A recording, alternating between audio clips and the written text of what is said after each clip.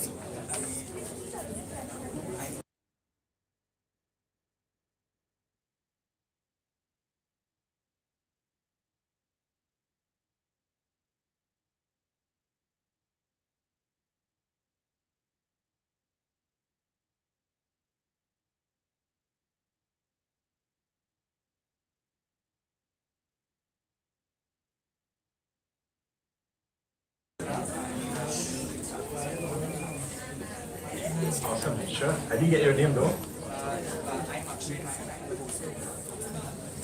Thanks for sharing. Hello. Hello.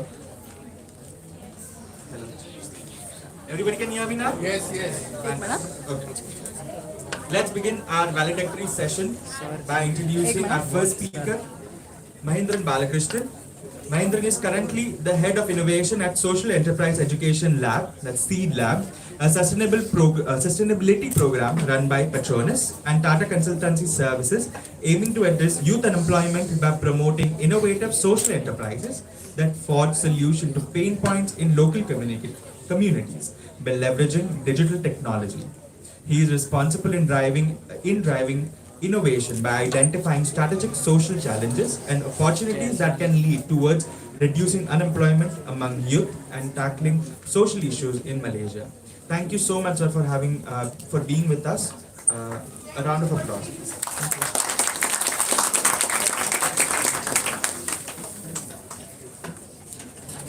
I hope you guys can hear me. Actually, am I audible? Yes, sir. Yes, sir. You're completely audible. Thank you. Hi, very good afternoon, ladies and gentlemen, members of the whole conference. I can't see on the other side, so I can only see Akshay. I'm just going to assume and imagine the whole room. Thank you, Akshay and Vaishali, for the invitation. My heartiest congratulations to all of the presenters and attendees of the conference. It's such an inspiration to be in a room, even though virtually, with a brilliant-minded individual selling aspiration on how to march forward to create a better world. So, hello, hi, my name is Mahindran Balakrishnan. You can call me Mahindran. I'm from Malaysia, based in Kuala Lumpur, as the head of innovation with a social innovation hub called SEED Lab, Social Enterprise Education Lab, that is powered by Petronas and Tata Consultancy Services of Canada. Building Resilience, a Way Forward. It was quite an inspiring title when I first learned about it on today's conference, and the team and the people behind it. I wondered, what value can I, being a non-academician, bring to the table? And I didn't realize it back then, but that is exactly what we are doing here in SEED Lab. Every day, rain or shine, pandemic or endemic, the team and I at SEED Lab work on creating positive social impact. We work on ways to empower young change makers to forge solutions in tackling social pain points that society faces today. Hence, I think it's only apt if I could share my experience, our experience here from what we do as a social enterprise incubator. And hopefully it gives fresh perspective to you on research based on our collaborative approach in building way forward. SEED Lab is a 12 to 18 month end-to-end incubation program. It has an elder sister actually in Nashik, 3 hours drive away from Bombay, Mumbai, because I've been there and I miss that place, called Digital Impact Square, DISC. It is an open social innovation center by Tata Foundation with the purpose of enhancing the lives of people in India. We worked with the Nashik team and developed the framework for the program and localized it into Malaysian context to make sure that it is designed to address the needs of the communities here in Malaysia. And herein lies the first key ingredient, our openly secret recipe to forge ways forward, is that you never walk alone. Find your partners, rally your supporters, dream with the believers, and always look for people to collaborate together. We're able to create lasting change by leveraging on the strength of our partners. Tackling social issues is an excitingly frustrating journey. It's exciting, yes. At the same time, it's a bit frustrating. It's hard to know where to begin, and it's harder to know where it ends, if it ever ends. It is a big, entangled web of mess, and the deeper and deeper you dig in, the messier it gets. And this intertwined, interconnected mesh of problem is what we call wicked problems. In order to tackle it, you need to gain a much deeper insight into the people involved and learn how to reframe the problem entirely if you want to have any chance of coming up with innovative solutions. Tackling wicked problems demands social process that constantly engage stakeholders, explore related issues, reiterate this and re-evaluate the problem definition, and reconsider the assumptions of stakeholders as well. Throughout our journey in Seed Lab for the past 3 years, we've been blessed to be able to collaborate with industry partners, such as Amazon, who imparted the importance of working backwards to be customer-centric to our participants. We work with universities, such as Taylor's University in Malaysia, in finding ways to support our current and future initiatives, such as increasing the mental health of young adults. Setting up of Seed Lab itself required lots of research and getting partners on board. We were lucky to find such a strong partner with TCS. And once again, I just want to reiterate the main point is to collaborate, never walk alone. The second key ingredient is the ability of going beyond data, unpacking and turning it into actionable insights. Back in 2019, when we first started, the humbling first challenge that we took upon was youth unemployment in Malaysia. Our team did a deep dive into the topic to learn more and was going for a crash course on labor economics.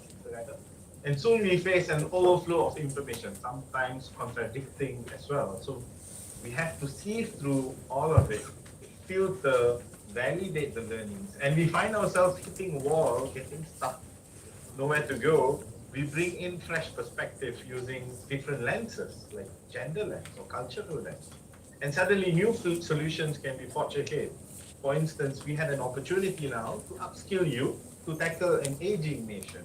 And from that, we could actually generate some income. Excuse me. We synthesize data and we turn into insights, into key hypotheses before finally we go out and validate them or invalidate them. One important mantra we use here at Seed Lab is always unlearn. So we go out, meet people, and be happily ready to be proven wrong with our hypothesis. This allows us to quickly learn, bounce back, and move forward.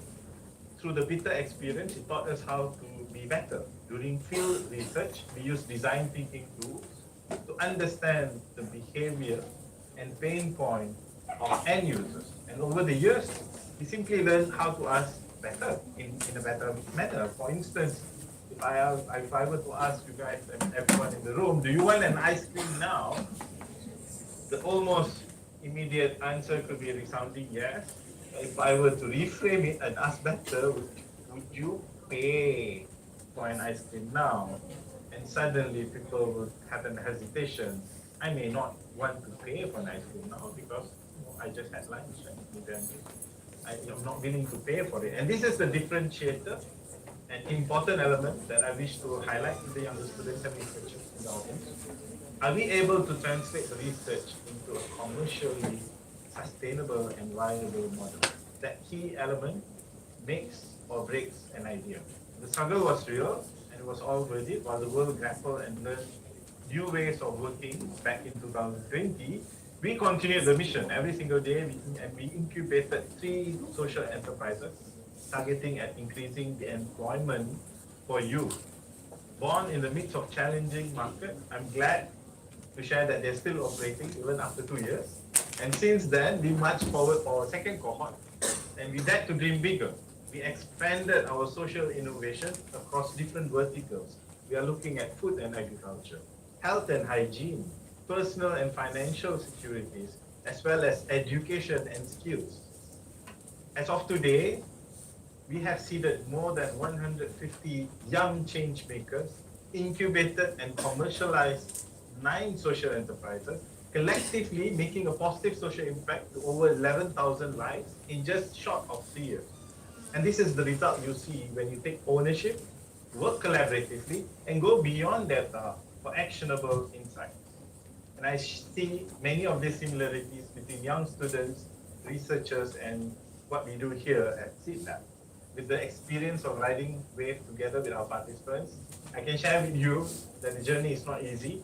You may think that you have gotten your facts and your data right, and it just gets invalidated and everything just goes away. You will be tested, questioned, and you may feel crushed. Our participants, fondly called siblings, go through such crucifying tests too. Each day, the journey of social entrepreneur is questioned to their core. Are you addressing the right problem? What's the pain? Can your solution work? Has it been validated? How do you commercialize this? But every single day, despite all the challenges, I see the same faces walking in and continue to march on, because deep down at the core of each one of them is fueled by passion. The passion that's driven by simple curiosity of feeling the pain, having the empathy and taking ownership to crack the code. So while we have the 2 early ingredients of work with people, collaborate, and go beyond data to get actionable insights, the inner why of passion, for me, is what ultimately builds lasting resilience to forge solutions ahead. Find your inner why, and I hope the same passion keeps you resilient throughout the journey, as nobody can put off that fire within you. SeedLab is just getting started. We want to continuously unlearn again and relearn as we march forward for our 3rd cohort next year. And we dream bigger, reaching out to more partners, the believers who share the same dream of enriching people's lives.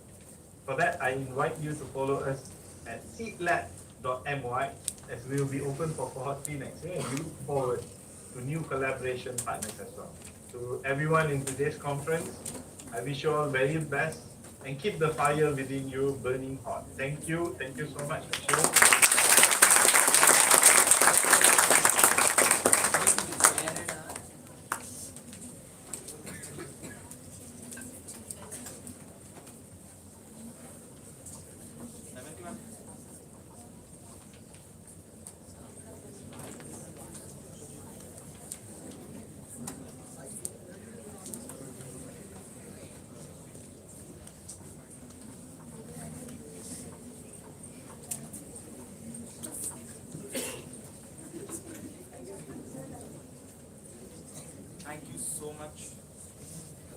Thank you so much, Balakrishnan sir. That was absolutely delightful. I think, as you saw, there are a lot of young researchers who believe that teamwork is one of the most important things, and I think that's what they learn with your speech. Thank you so much for that. We are going to move on to our next guest and our valedictory speaker, Dr. Ravi Duggal. Dr. Ravi Duggal is a sociologist trained at University of Bombay, who has been involved in health service research, advocacy, and training, especially related to health economics, health systems, and health policies, budgets, decentralization, governance, and social accountability, and social sector policies and social security, for now over 3.5 decades. Presently, he works as an independent researcher and consultant. He began his research career at the Foundation for Research in Community Health, where he worked for 12 years and did pioneering research in the area of health financing and the private health sector, after a 2-year stint at teaching sociology at Vivekananda College, Mumbai. He has over 20 books, reports, and over 200 research papers and articles published. His other involvements have influenced full-time WHO national consultant in the Ministry of Health, New Delhi, consultancy assignments on health and development issues for World Bank, IDRC, SIDA, UNFPA, UNDP, Planning Commissions, Government of India and Maharashtra, Action Aid International, MacArthur Foundation, ICSSR, Liverpool School of Tropical Medicine, Oxfam India, FXB Center of Harvard School of Public Health, Institut de Research pour le Développement, France, Society of International Development, Rome, Tata Institute of Social Sciences, National Insurance Academy, ICR, IER, and Bombay Municipal Corporation. We are absolutely privileged, sir, to have you here today. Thank you so much. May I ask you to please come on stage and deliver your valedictory speech, please. Before that, I am going to also call our Vaishali Oja ma'am to please come and felicitate sir with our token of love and respect.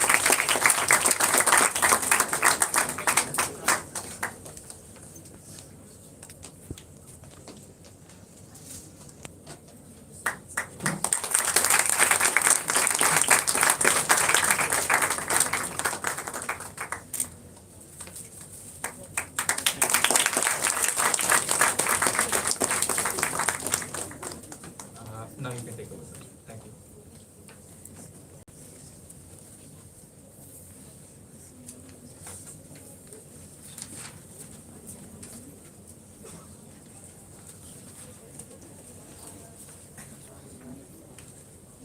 Good evening, everyone. It's a privilege to be here and address this audience of students.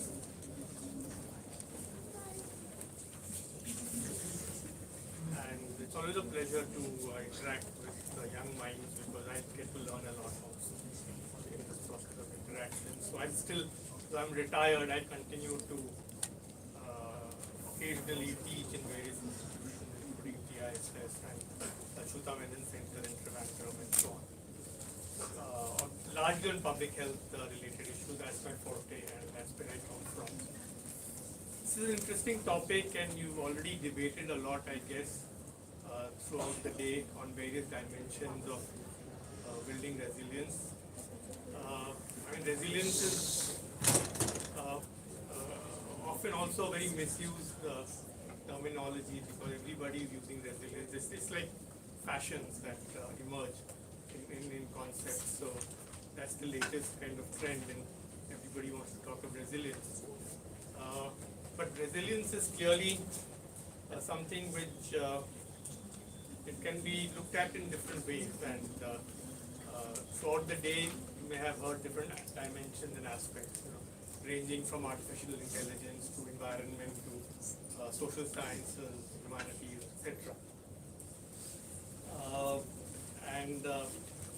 So resilience is about dealing with change because we live within our own environment and concerns, our life spaces, and often there are ups and downs in these life spaces and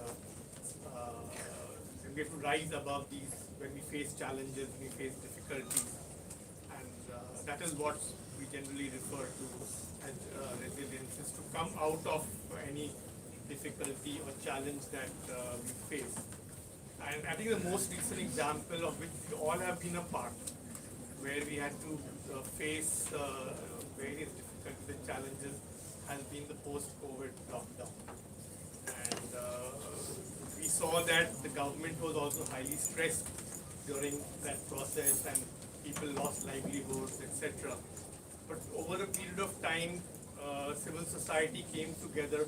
People who didn't have food to eat, provided for, who didn't have medicines or access to other daily necessities, were provided for without even government assistance. And often not just NGOs, but also directly housing societies, for example, in Mumbai, came forward to look after the vendors who served their area or so on.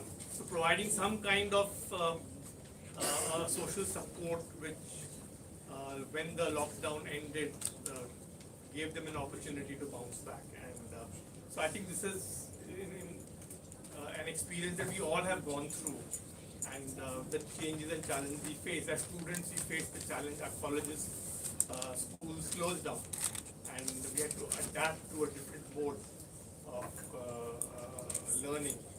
And the use of technology and so on and so forth. And so we bounced back to that. We learned new methods of dealing and engaging with the learning process and so on. So I think conceptually there are a few points which are important, a few concepts which are linked to resilience that we kind of gather, and these are kind of what I call them the 7 C's. It's competence, it's confidence, it's connection, it's character, contribution, coping, and control. So these are the various kinds of, you can say, conceptual engagements which help the process of resilience whenever we face difficulties and challenges. And we had learned to adapt to those challenges by using these kind of conceptual engagements. So what I'll do is I will not go into these conceptual issues because I'm sure this has been covered in the various sessions. What I will kind of like to focus on is from the domain that I come from, that's public health. And so within that domain, what has happened in the healthcare system, not only during COVID times, but even generally, the kind of weak public health system we have. I mean, just to give you a brief idea of the healthcare system in the country, we have the public health system, which begins from the village level or the community level, where there are community health volunteers or community health workers. We call them Ashas now. They have had different names at different points of time in history. They're called Ashas now, and then we have a sub-center at the 5,000 population level within both now, even in urban areas, in the different wards. And these sub-centers usually have a couple of paramedics like the auxiliary nurse, midwife, and the multi-purpose health worker. So these two people manage the very fundamental needs and requirements, especially of preventive and promotive health, not so much of curative care. So they don't handle treatment and care as much, which is handled from the primary health center level onwards, where there is a doctor, nurse, and other people. But we know that, and then there's the district hospital and sub-district hospitals, and then the teaching hospitals in the larger cities, which provide medical education as well as the tertiary level of care. This whole chain of healthcare is a system that we have, but we know that over the years, the healthcare system has weakened substantially. I mean, if you look at the era when I was a school going kid, or even in college in the 60s and 70s, we all used the public health system. Mumbai, for example, had the best public health system anywhere in the world. I mean, let's be very frank about it. It was overcrowded. It was, but it was the healthcare system. It served everybody's needs. In the 70s, the scenario changed completely. You had the emergence of the private health sector, especially in the form of small nursing homes, etc. Because medical education in terms of postgraduate education was given importance. And those who become postgraduate doctors do not like to work in the primary healthcare scenario. So they all started setting up, and government kind of institutions were generally already quite full, and they could not absorb. We were producing too many doctors actually at that point of time also. And so a lot of doctors started migrating. They went away from India. They went to the US, Canada, Australia, Middle East, and many other countries. So we were actually producing doctors for the world. And there was a point in time in, let's say, early 80s, when as many as 20,000 doctors migrated every year from this country to other countries. And this was out of a total production of about 40,000 doctors. So virtually 50% of doctors left this country. But then the Indian economy started to shift and change, and it became more resilient in terms of providing greater opportunities. Medical education, the government decided changed their policy and allowed private medical education to come in, then it became more a thing about money. It became a dhanda. So when the government kind of decided to lower its guard in terms of supporting public health, you had the emergence of the private sector. Corporates got involved. So the Apollos, the Escorts, the Hindujas, all these huge corporates, they got into the health sector and set up private institutions, very strong private institutions. But they soon realized that these private institutions could not run on their own because people didn't have that kind of money. Because I mean, a hospital bed in a Hinduja or a Jaslok hospital or Beach Candy hospital in Mumbai would cost you as much as a 4-star hotel thing. So the Aam Aadmi, the middle class, can definitely not afford that. And even often the upper middle classes found it difficult. So health insurance emerges as an option in the 90s. When we opened our economy, etc. So these were the phases of changes that took place and increasing resilience, reliance on markets that was happening within India. And while the private sector grew and prospered, the public sector collapsed. In the post-90s, when the structural adjustment of the economy took place, the entire shift took place to markets. So even healthcare became a commodity. So there was a point in time that even our medicines were the cheapest in the world. We were 10 times less the same drug, say a simple antibiotic like tetracycline would cost 10 times less in India.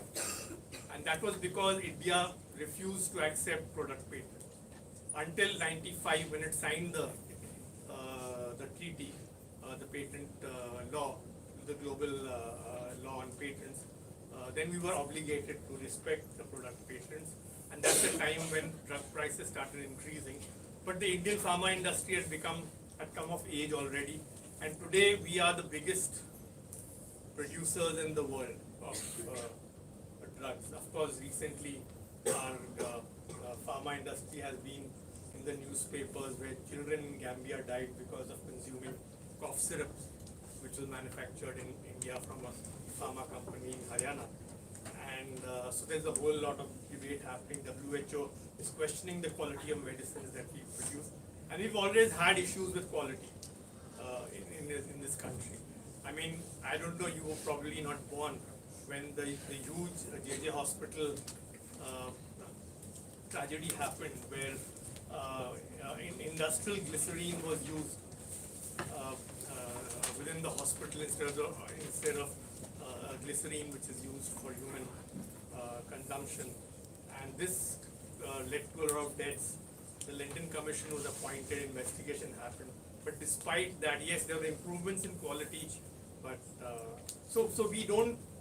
Why I'm giving this example is that we had this opportunity to bounce back, to be resilient in terms of improving quality of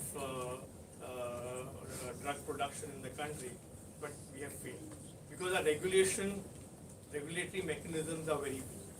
So unless we strengthen that, so basically, to give you an idea that there are certain deficits which are there in the public health system. So I'll briefly talk about that and then talk about how we can become resilient in building a new kind of a healthcare system. So firstly, there is the deficit of policy that we have.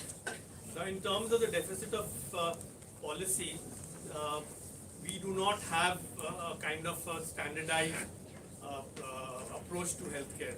Our healthcare system, there's a private sector which is left on its own.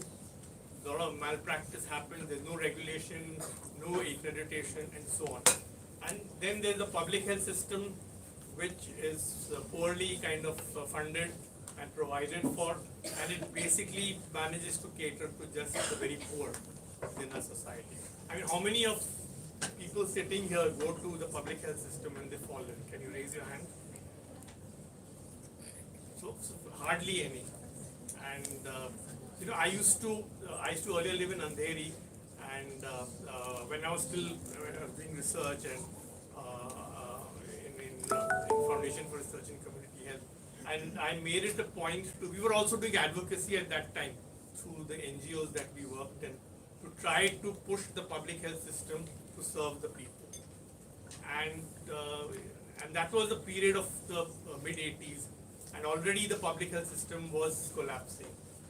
And at that point of time, I used to go regularly to the Andheri municipal dispensary, which was there, and then the hospital also, which was there, which is now the BSES hospital, which is run by Brahma Kumari. So this privatization has taken place.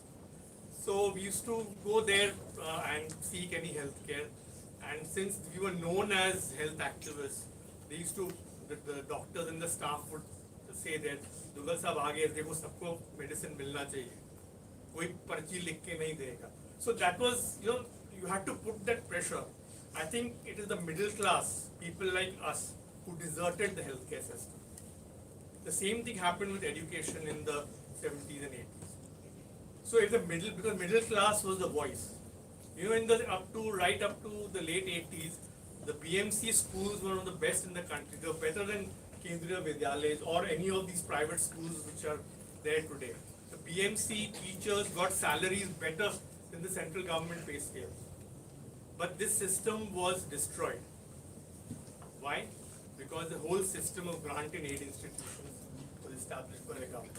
The government said, we don't have the capacity to run schools and colleges, so we will give grants which will support salaries of staff of selected institutions. But there are others who opted to be only private, so they could charge larger fees. And the middle class migrated to these grant and aid institutions. And that destroyed. So BMC schools became schools for the poor. And when anything is for the poor, it becomes the poor system. Same thing happened with healthcare. Till the early 90s, most of us used the public health system in Mumbai. But after that, even if we wanted to use it, we would go there. We were completely kind of distraught because medicines would not be available or the X-ray machine would not be working and so on. So people got frustrated. And then insurance came in, which at least for hospitalization provided an opportunity. Employers said that we will pay your insurance to at least those people who are working, and you can use this as a private sector thing. So that was the time when the private sector started expanding. So the resilience of the private sector emerges with the downfall of the public health system. And that's the most unfortunate part. So this was the deficit of policy. Then there's a deficit of planning. Planning is done at the state level or at the national level. Now that is, we are such a large country. You have to know the pulse of the people. And you can only do that if there's a bottom-up process of planning. Our constitution mandates bottom-up planning.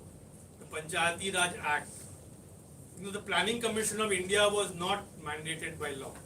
It was a policy initiative, which Nehru and Mahalanobis began in the 50s. But it was the 1994 or 95 Panchayati Raj Act, which actually brought into the constitution the right to plan by people. So, ward committees were to be set up in urban areas, the panchayats were there in rural areas, and there was a district planning committee which would put together every plan within the district and send it to the state and the national level. That process has not happened, despite having a constitutional mandate. Similarly, in education, we have a constitutional mandate, right to education, at least for children up to age 14 or 16 or whatever it is now. And yet, we see that everybody is not in school when they're supposed to be in school, or they don't continue education. There are huge dropout rates and so on. So these are the so the lack of a policy mandate, the lack of bottom-up planning, and all this is linked to inadequate allocation of budgets. Now, budgets is something which I've done a lot of work over the years, and even in healthcare I've looked more at financing and budget. So budgetary allocation, WHO tells us with global experience that every government should spend at least 5% of the GDP gross domestic product, the income of the country. So at least 5% should be allocated to healthcare. Our government allocates less than 1%. And they've been doing that since the last 30, 40 years. So we have not crossed that bridge of getting it to even 2% of GDP. The maximum we reached was in 1986, 87, when it was 1.6% of GDP. Today it is, I think, 0.9% of GDP. Despite all the huge talk about Ayushman Bharat and other kind of schemes for the health. That's the problem. Ayushman Bharat is a scheme which is targeted to the poor. It is not universal. They tell the world this is the largest universal healthcare scheme. It's not universal because you and I can't use it. Okay, you have to be below the poverty line. You have to be on that socio-economic caste census list to be able to be part of the Ayushman Bharat. And again, that is only for hospitalization, which you and I can buy health insurance and get that cover. Primary health care is very weak in this country. And I think that is why we had huge deaths during the COVID period. Our huge death rate was, so even if you look across the country, in the first phase you will find that Kerala had virtually no deaths, or very little, maybe 8-10 deaths in the first 6 to 8 months. That was because Kerala had a very robust primary health care system. So within a country we can see pockets of good public health care. Kerala is one. Many of the northeastern states, Mizoram, Nagaland, Arunachal Pradesh, Puducherry down south, which is a union territory. Today Tamil Nadu is improving substantially. So there are good learnings from within the country. We don't have to learn from outside of establishing primary health care. So let's take the example of India and Sri Lanka.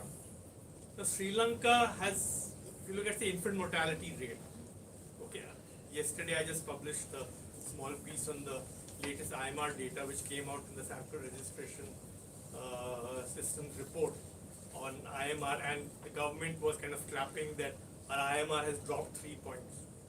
But that's not enough. I mean, we are today still 38 from the bottom where IMR is concerned, our ranking. Bangladesh, Sri Lanka, Nepal, China, they are much, much above. Sri Lanka has a rank of 65. We have a rank of 152 or something, 52 or something out of 200 countries. So we are in the bottom quarter.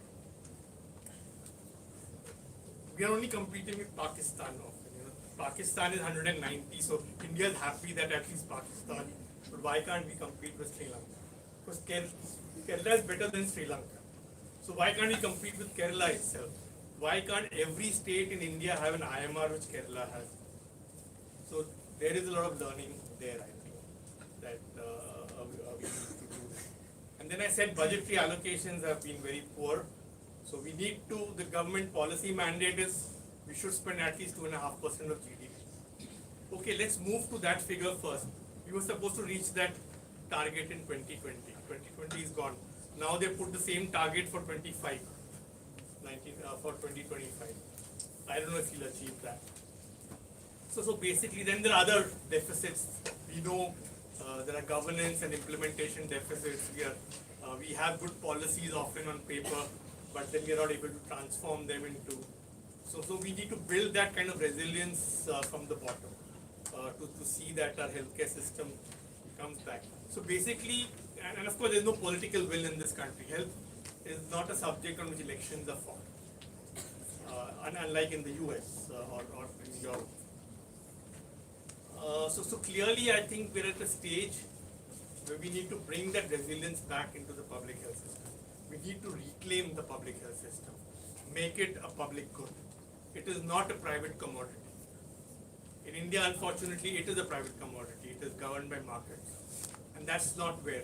Even the most rabid capitalist countries of this world have healthcare in public domain. Take all the OECD countries except USA, where whether it's UK or Netherlands or Australia or whatever, They all have public health systems, not necessarily run by the public sector, but financed by the public sector. They may buy healthcare services from the private sector. I'll give you the best known historical example is the NHS in UK. In UK, NHS, the general practitioners are independent providers, but they are under contract with the NHS Trust. So once they are under contract, they cannot do private practice. So they are given a capitation amount, not like the capitation money that we give to medical colleges, but they're given, which means basically per person a certain amount is allocated for. So there's a physician working, a GP working in particular county, that he will be or she will be told that okay, you have to cater to 300 families. This is the list of those family members, and you are supposed to provide healthcare. Whether they come one time in a year or 10 times in a year, this is what you will be paid per family, per person. So that is the kind of system that they have. And these are all accountable then to the county. There is a committee at the county level, a multi-stakeholder committee, which provides oversight and makes the whole system accountable.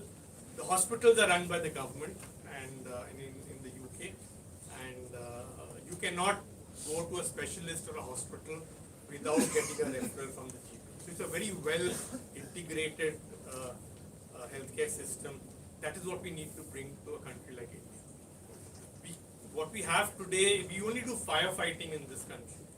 आग लगी है तो बुझा दो, but वो आग क्यों लगी और उसको कहाँ तक लेके जाना है, in terms of bringing about the change, we don't take that step forward. So I think that is the change that we need to bring in.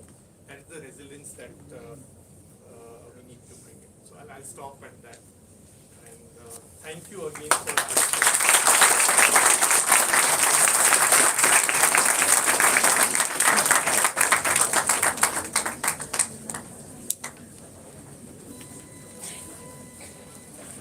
Now, I'd like to call upon Dr. Anita Basi to give the end of report conference.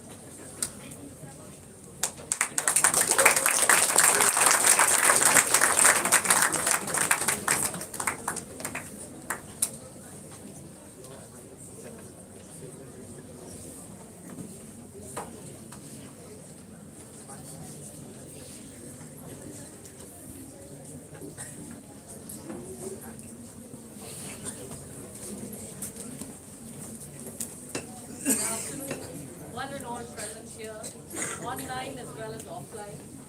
As this day comes to a close, what strikes everyone in the Students' Reserves Conference, that we have truly incorporated resilience in every sense of the term. This hybrid mode of conducting a conference has shown the way forward, as this blend of technology and the good old-fashioned way of conducting conferences has brought a national and international audience together on one platform. In fact, the pandemic has shown the whole of humanity how technology has contributed in how work could go on and life and business bounce back. Today was no different, as 138 student participants from Mumbai and 56 from Malaysia, Delhi, Gujarat, Madhya Pradesh, Punjab and Chhattisgarh debated on how resilience is essential for development and growth in the fields of technology, media, banking, finance, commerce, management, humanities and the social sciences. The note of resilience was struck by Rajalakshmi Ganeshan, Taylor's University, Malaysia, in her inaugural address. She underscored the importance of emotionally and mentally adapting to difficulties, as many succumb to helplessness and depression. This was especially true during the pandemic, as the mental well-being of humanity was an important area of research. Students could find research solutions and show the way forward. Guest of honor Dr. Claudine Hingston from Mancosa pointed out that students were likely to be confused, bewildered and overwhelmed as they have to juggle studies with demands of family. To combat the resultant depression and anxiety, they have to fall back on their inner resources and build resilience. In his keynote address, Professor Bino Paul from Tata Institute of Social Sciences outlined how demographic changes, technology and climate change led to humanitarian disruptions. Students should accept these challenges and show the way forward through intensive research. Mahendran Balakrishnan, Head of Innovation, Social Enterprise Education Lab, spoke about how you have to have that inner passion, that inner fire in order to conduct research. Moreover, he says you had to do what? You had to collaborate, never had to work alone, and you have to see different perspectives, see situations through a new lens. We must unlearn in order to relearn and to bounce back. So we should be social innovations in various fields by making collective positive results. Our inaugural session, Dr. Ravi Dugal spoke about how resilience in the public healthcare system should be brought back, especially in India. It was one of the fields where everybody had faith in. Now, he said it has all been lost to the private sector, and in order to regain what we have lost, we have to learn from others and bounce back. And with this, this conference has come to an end.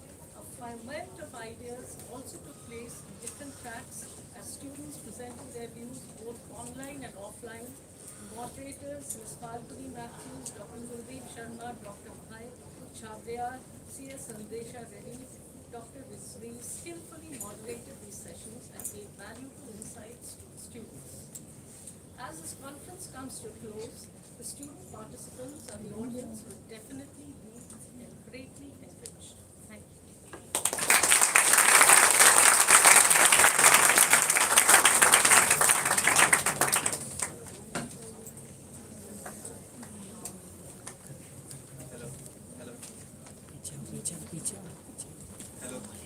Just a second, sir. Actually, 2 minutes. He's checking.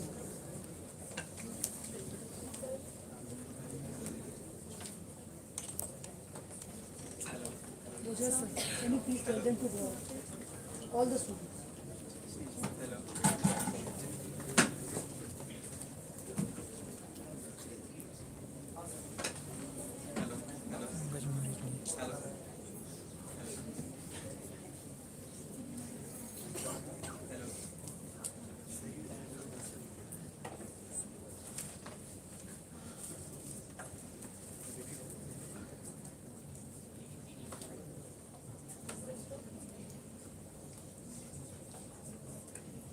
Yes, sir. Can you please admit the admit?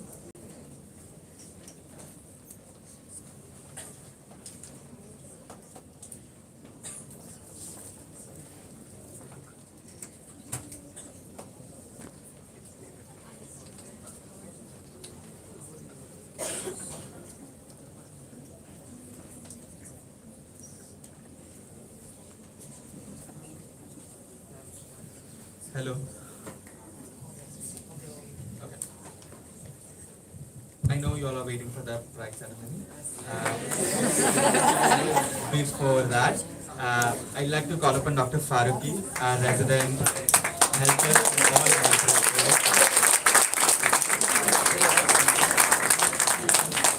and also for all us professors.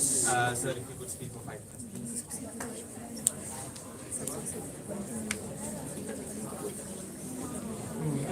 I understand you all are waiting for the final result. We are announced and the result will But before that, I feel, quite humble when I saw Dr.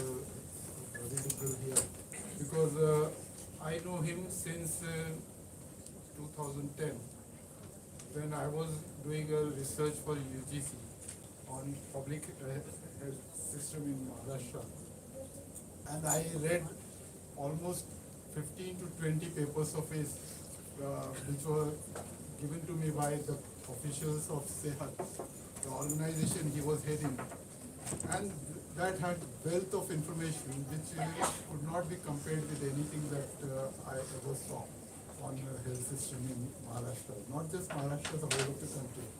He has worked intensively and the work is so good. So I'm really thankful to you for my UGC project which I was doing for the at that time. It had wealth of information, including all the statistics that I wanted. And sir, I would like to tell you, so on my own visits to different health centers in Maharashtra, rural Maharashtra, I found there was a big scam happening there. You did not write the word scam because you were more tolerant towards these people. But I saw the public health clinics in very near to Bombay, just at Karjat. I saw a clinic where there was a building, there was an X-ray machine, there was an ambulance, everything was available, but the doctor was not there. What was the need of having such a public health center when the doctor is not there, all the equipments are there, everything was there. It was just money-making racket. And I traveled all over Maharashtra and I found everywhere, almost everywhere, the situation was the same. Without a doctor or without a pharmacist or without a proper health care given by professionals, what is the need of having a building or a X-ray machine or any other machine that is required? So you actually made me start on the topic and I worked on it. And in fact, we had never met. But when I started reading his articles, long back in 2006-07, I started reading it. And I found that there is something amiss in our health system. Poor cannot get proper health care, especially in the rural areas of the country. Whereas the health care is available, the best health care is available in the country. We have got the best doctors, we have got the best systems available, but the poor cannot afford it and cannot get it because there is no one near them. Even now, after so many years of independence, somebody falls sick, he has to be either brought to Bombay or to any metro city for the health care, where affordable healthcare is available. Healthcare is available everywhere, but affordable healthcare is not available for the poor. Now coming to health,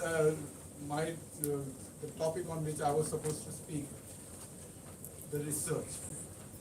See, dear students, generally we are scared of talking about research. But thing is, these days, I've already spoken to my students earlier that research is a must. Now these days without research, nothing can work.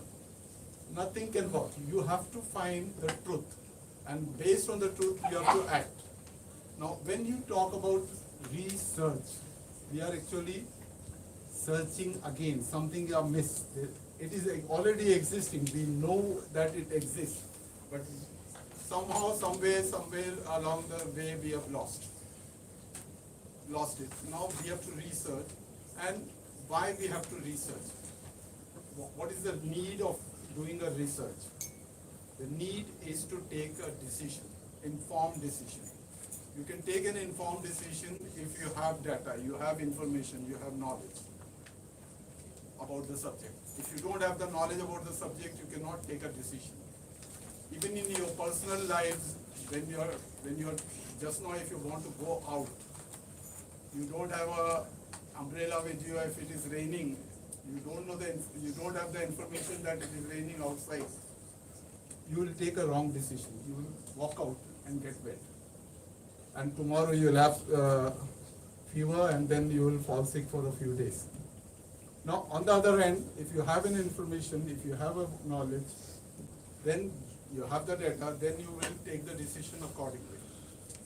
If it is raining heavily, you will not go out. You will sit here for some more time. You will ask the organizers to help you out with staying for some more time.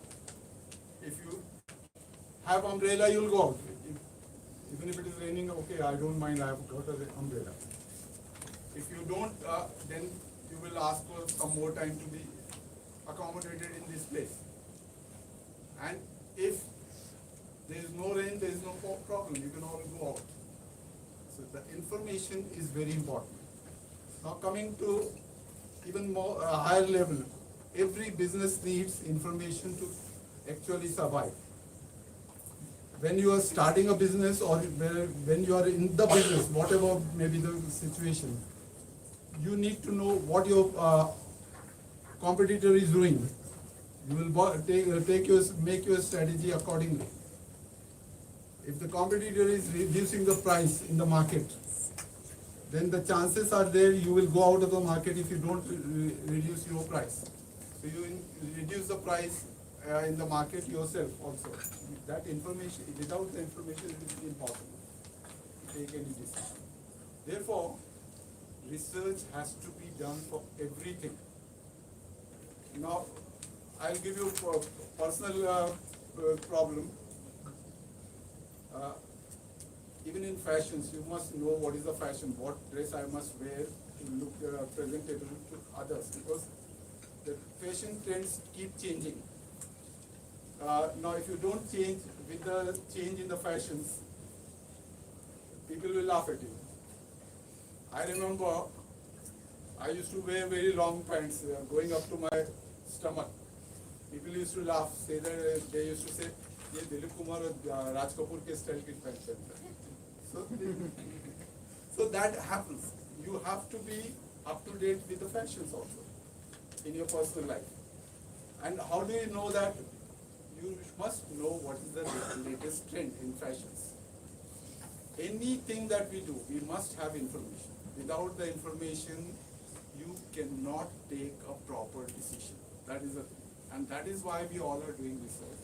And we all must do research whenever we are taking any decision. I'm talking about decision. And a well-informed decision, where you cannot make mistakes. Because stakes are very high in every state, every situation. Then people laugh at you for not wearing proper dress. In front of the whole world will laugh at you. Is it advisable to have that kind of dress? No. You don't want anyone to laugh at you. You don't want anyone to destroy you in some other way. When people are laughing, they destroy you psychologically. When they, in the business, they destroy your business. If I know, for my business, for my work, my market research consultancy, if I know that the person who is working for me releases my information to my competitor, the different clients that I have and the type of work that I am doing is releasing to my competitors, I will be out because my competitor will reduce his price. He will go to the person and say, "Oh, I have done so much work. My work has been passed on to someone else." Then I'm in a trouble. My business goes. And I have done half the work. That work is passed on to my client, and person says, I can do your work for lesser price. Then in that case, lesser price वो करके दे रहा है, उसके में आधा काम मेरा है, आधी मेहनत मेरी है, फिर भी मैं डूब गया. So that is why we need all the information. What is your employee doing? How is he working? Where is he? In fact, student के बारे में भी मालूम नहीं होएगा, तो student can create havoc in the college. You must know what the students are doing, and that is why now every college, every classroom, they are putting CCTV camera. So information is required at every place for every activity, human activity these days. Of course, as a person, I don't like this kind of publicity. Everything has to be checked. मालूम रहना चाहिए, मालूम रहना. But things are becoming so competitive that you need to know about your employees. You also need to know what are the actions others are taking so that you can be in step. That is all. you all must do your research. Whatever decision you are taking in your life, anytime. Boys are two timing girls, then that information must be with the girls. That this fellow is actually cheating on me. Even in love, you have a lot of information that is required. Otherwise, you will be in trouble. Therefore, please do collect information. Act only when you have full information, not part of the information. Because part of information will actually mislead you. I'm talking in a very open terms to my students. I understand, because I do understand that all of you must have faced situations where you don't have total information and you are misled by someone or the other, or cheated by someone or the other. So please do all kind of information collection, and then on the basis of information make the decision. Thank you so much.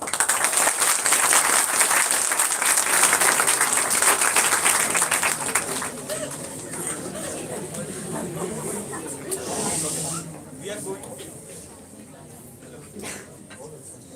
Hello. We are going to wait for 5 more minutes. Principal ma'am is coming. Okay. We'll wait for 5 more minutes and then we'll begin. Hello.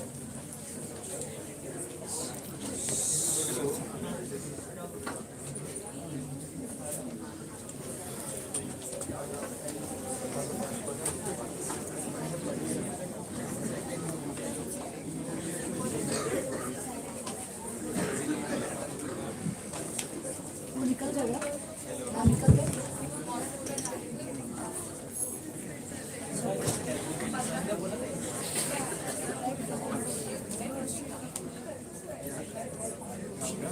Hello. Everybody is requested to please fill the feedback form right now. It's send it on your group. Sorry? No network. Network nahi acha. But if you don't fill it by tonight, we are calling you individually and then we are asking you to fill the feedback form.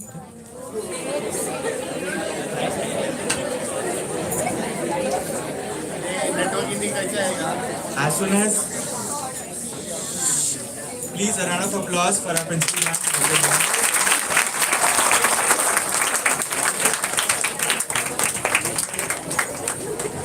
Ma'am, please a few words for our budding researchers.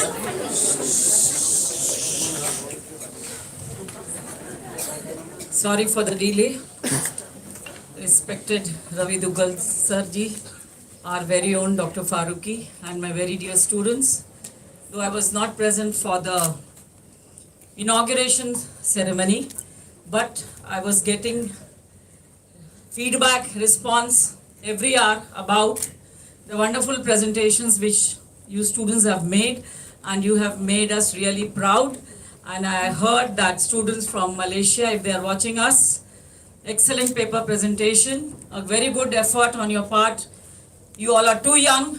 When we were of your age, we were not even aware what is like writing a research paper. So I really feel happy when I see our students trying to be budding researchers. I'm sure the experience has been very nice, and this may be a stepping stone towards emerging as a good researcher.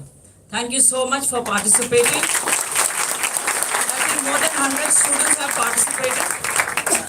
So please pat your back from my side.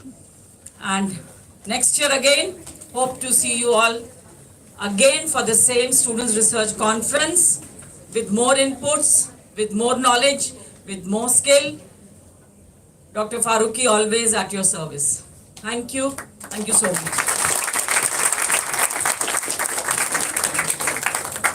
Thank you so much, ma'am. Inspiring as always.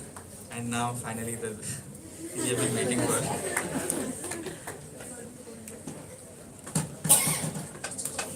Okay. So, we are going to go track-wise, and I'm going to announce the theme and then the first, second, and the third winners. Okay? Fantastic. Now, let's go with track 1, which was technology and media. The first prize goes to Maithili Tambe and Sadhana Srivastava for their paper on social media on body image and issues. I request Dr. Ravi Dugal sir to please felicitate these winners.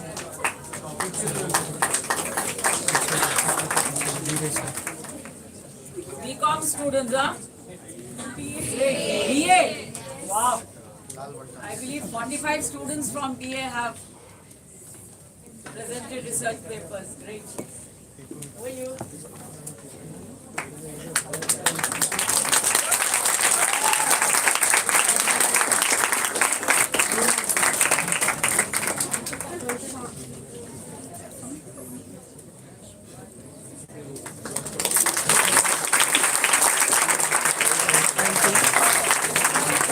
The first prize winners have received 3,000 rupees as their cash money.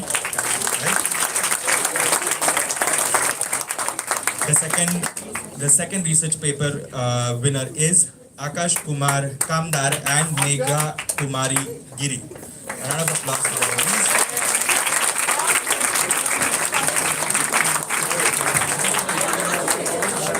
They are from last year. They're from which college? They're outside.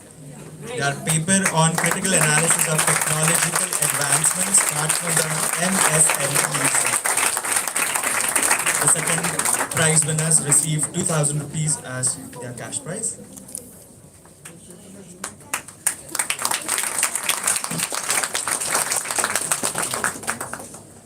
The third prize winner is Hetvi Doshi for addiction of binge watching.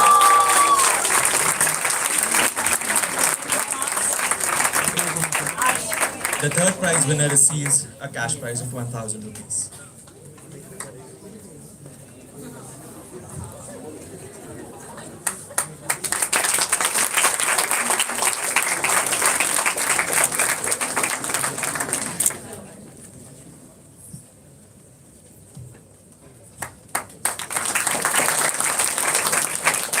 Dugal sir, thank you so much, sir. The track 2, which is banking and finance. The first prize goes to Deepu Vagaram Mali and Komal Singh for their paper on a study of investment analysis of millennials in Palghar district. Do we have the winners? Okay, no issues. Just inform them that they are the winners. Yes. The winners have received a cash prize of 3,000 rupees. Now, the second prize goes to Nandini Oza for comparison of self-confidence and anxiety between individual sport players and group sports players. I request Dr. Faruqi to please come down and felicitate our budding researchers. The second prize winners have received a cash prize of 2,000 rupees.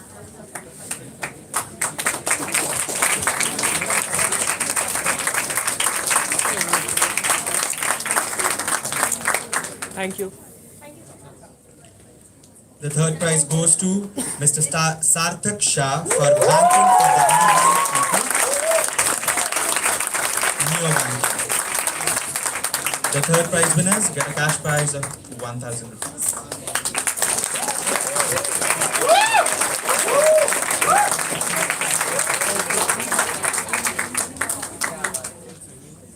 Now we move on to tag 3. Sir, thank you so much. The tag 3 goes for commerce and management. The first prize goes to Mr. Janam Milind Sonpal for his paper on laws binding of business in virtual world. I request our principal, Dr. Lili Bhushan, to please felicitate our budding researcher. Once again, the first prize winner gets a cash prize of 3,000 rupees. Okay. Great, well done.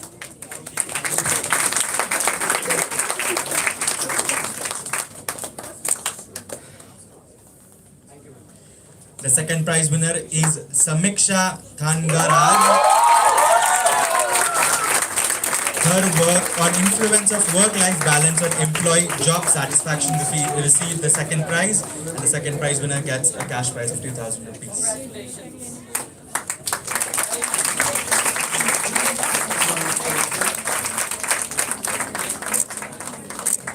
Thank you. And the third prize goes to Mr. Kanan Trivedi for escaping the rat race and joining the future of work. The third prize winner gets a cash prize of 1,000 rupees. I request a kind principal to please be there for felicitating the track 4 winners of Humanities and Social Sciences. The first prize goes to Vidhi Thakkar for her paper on aggression levels in different adults, attachment styles in romantically involved or married individuals.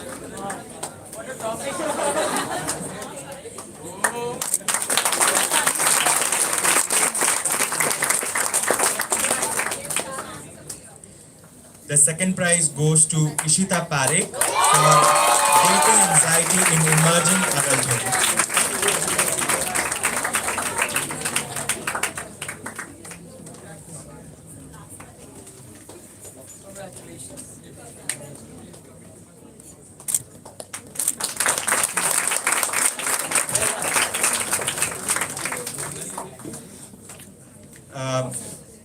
The third prize goes to Ishita Rajgor for a correlational study between body image acceptance and psychological well-being on women after conceiving a baby.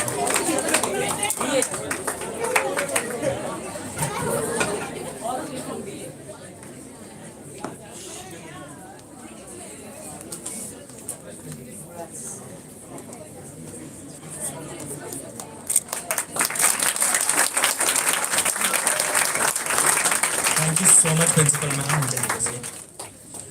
Now the next round of winners are online winners. We can't felicitate them unfortunately because all of them are online, but we will hopefully can get them on screens for them being winners. Now, the online winners, the first winner is Mr. Navkar Jain and Dr. Sheetal P. Vekaria for effects on their paper, effects of interest rate on private Indian banks. If we can have Mr. Navkar Jain, I think he's in a taxi. Thank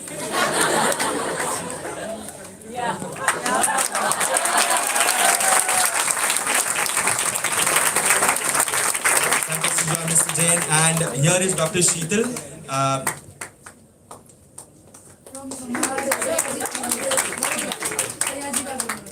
From Sayaji Rao University in Vadodara, ma'am. Well done. Thank you so much, ma'am. Our second prize goes to Kinshuk Singhal and Nishita Singhal for their paper on who wins the tug of war between theatres and OTT. If you can get them on HR College, if we can get them on the screen if they are present. Unfortunately, they are not on screen. So the third prize is a Kinshuk is there. Kinshuk Singhal is here. A round of applause from him, please. Kinshuk, it's really nice to see you.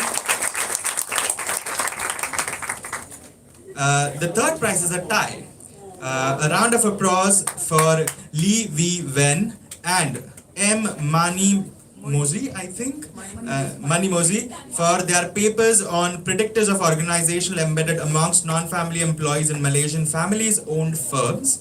And Mr. Mani Mosi's paper was on reimagining environmental sustainability.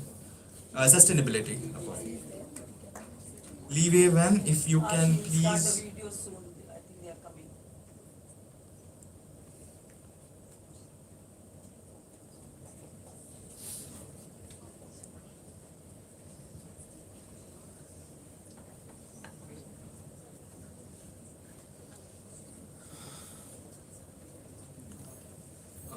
Okay, no issues. Lee Wei Wen says hi and says thank you, I think. I have some issues with her. She has some issues with her camera. No problem. Congratulations on your win. A round of applause for her. Thanks us all. Now, we have a special prize for one of our special students. Mr. Kenneth Gandhi, we'd like to felicitate you. I'd like to call our head of research center, Vansa ma'am, to please felicitate him. He is disabled, but he has not made his disability his problem. He has been here from the beginning at 9 a.m. and has been a great support.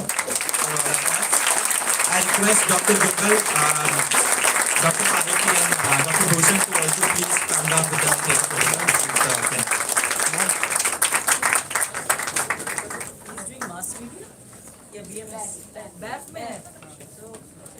A round of applause for Ken. He's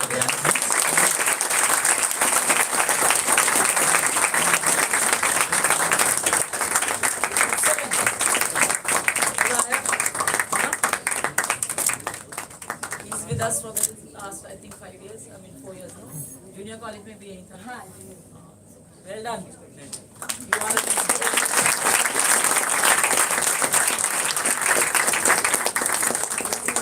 Thank you so much. Dr. Dugal, Dr. Faruqi and Dr. Bhushan can take their seats. Thank you so much. As we bring this conference to an end, to give our gratitude to everyone who has participated and everyone involved in organizing, here is the head of our research cell, Ms. Vanita Isamani, to deliver her vote of thanks.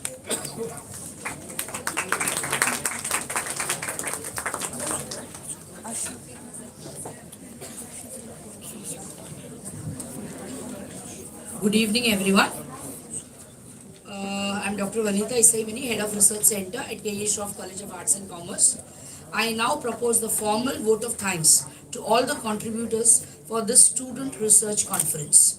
Our college was ranked India's 8th, Maharashtra's 2nd, and Mumbai's 2nd private higher institution from Higher Education Grant Jury rankings in 2021-22. Just a little housekeeping before I start the formal vote of thanks. A special thanks to our esteemed guest, Chief Guest, Professor Bino Paul, Professor at Tata Institute of Social Sciences and Associate Dean, Center for Human Resources, for accepting our invitation and being here with us today, who threw light on the topic resilience. I am very grateful to Dr. Claudette Hingston, Head of Research Center for Women's Leadership, Management College of South Africa, Mancosa. I am thankful to Dr. Rajalakshmi Ganeshan, Program Director, School of Liberal Arts and Science from Taylor's Institute, University, Malaysia. I would like to thank Dr. Ravi Dugal, sociologist and public health expert, Mumbai, for his thoughts, which was truly inspired us. A special thanks to Dr. Pushpa Maleti from Taylor's University. Let me brief you out a small thing about our today's student research conference. We had total 190 student participants today for this event. 130 were offline presenters and 70 were from offline. Okay. Then research papers that we received was 97 research papers. KES participants out of the figure 190 was 115. Okay. And we had participants from different states and union territories, like from Uttar Pradesh, we had 7 research papers, 7 research participants. From Kerala, 1, Tamil Nadu, 6, Punjab, 3, Gujarat, 1, Delhi, 2, Chhattisgarh, 1, Maharashtra, 43, and 11 students from our co-partner for Student Research Conference from Taylor's University, Malaysia. I am really pleased to be working with such a wonderful institution where our principal, Dr. Lily Bhushan, always supports and guides us to conduct many more such events.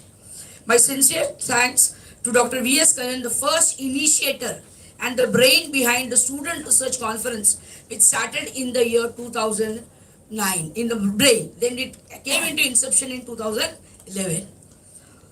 Special thanks to Dr. Faruqi, our research mentor, for guiding our students about how to write a research paper continuously from past 3 months. Okay, every Wednesday and Saturday sir comes and he spends his time along with the students. Whatever help they require, everything is being helped by sir. I am also thankful to our college teachers for providing us with research scholars, that is our teachers who have supported from other all divisions for the student research conference. I would like to thank Mr. Manoj Singh and his IT team who handled the event expertly, very nicely. A wide thank to all the student participants from various colleges who are present here and bestowing time to be with us today and helping us make this event a grand success. Thank you, students. I would like to thank all my fellow members of Research Advisory Committee, without whom this would not have been happened, for conducting a such research conference without any glitches. A small glitch was there in the morning, but that's part and parcel of IT. My thanks also goes to all the volunteers, student volunteers who are helped for this section. A special thanks to Yash Prajapati for giving his complete time for giving the list of participants and every classification required for us. Where is he? He is working on the sheet only, finalizing the final sheet. I would like to thank Mr. Harvind Harekar for designing the flyer of this event. And lastly, I would like to thank all the participants who have come from various places, from various colleges to participate in the Student Research Conference. Thank you very much, students. Kindly fill the feedback form, because unless and until you don't fill the feedback form, the certificates will not be received by you. Thank you very much. That was Dr. Isavani. I apologize for getting your other things wrong. But thank you so much everyone for participating and coming this year. I hope I see everybody next year too. That's a goodbye. Thank you so much. Take care everybody and take care of yourselves. Please do fill your feedback forms. When Dr. Isavani says she will not give you certificates, she will not give you certificates. So please fill the feedback forms. Extremely sorry, sit for a moment please. Extremely sorry, just a second. I'm extremely sorry to making you stand up again. A big round of applause first to Mrs. Vaishali Oja, the Assistant Professor from the Department of Math, for helping me. Since the time I have thought, because this title was framed by me along with her, and Ida, when I said this title is when she also agreed with that, and continuously from so many days, though being not part of research center, she has helped me a lot. Thank you very much, Vaishali. Before we end, please stand up for our national anthem, please. I expect everyone to sing along.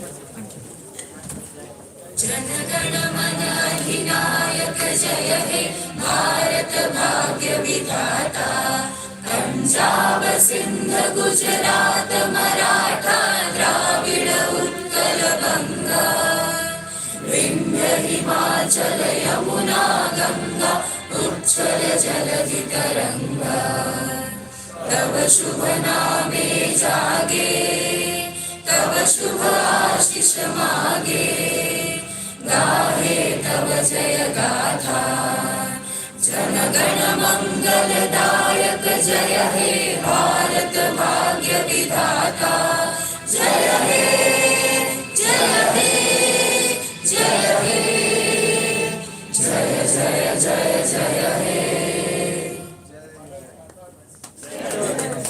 Thank you everyone. Thank you so much. Please settle down and no. Sorry.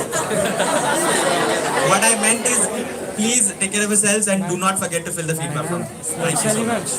Take care. Your certificate also will be handed out outside. So first you have to show you have filled the feedback form and then you will get the certificate. So do not forget to do that. Thank you so much.